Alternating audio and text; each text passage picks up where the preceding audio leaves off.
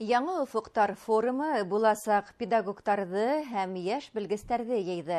Һөнәри темаларды һәм тормыш һабактарын үдесенә алган үзенчәлекле сара Мифтахетдин Акмулла исемендәге Башкорт дәүләт педагогия университетында бара. Ул Рәсәй мәгариф министрлыгы һәм белем җәмгыяте тарафыннан оештырылган. 3 көн дәвамында барган форум сектәрендә осталык дәресләре, лекциялар оештыру каралган.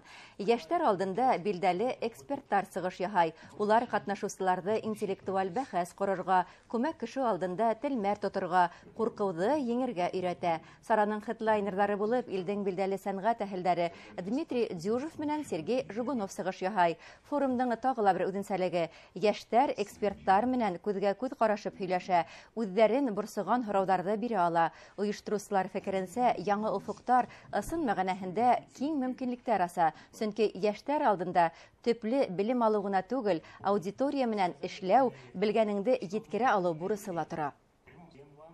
3 көн буена көн һайын 3 лектор, шуңа күрә безнең 9 лектор буласак, темалар төрле, шуңа һәрбер кешегә, һәрбер факультетка, һәрбер студентка ул кызык буласак әлбиттә. Безнең университет өчен, безнең студентлар өчен бик зур мөмкинчелек, чөнки төрле лекторлар килеп, Дмитрий Дюжев һәм актерлар килеп, безнең студентларга лекциялар һөйләп, уларның һорауларына җавап биреп, мин уйлыйм, уларның горизонтларын яңадан асырлар дип уйлыйм. Шуңа мондый форум булган, без бик шатбыз.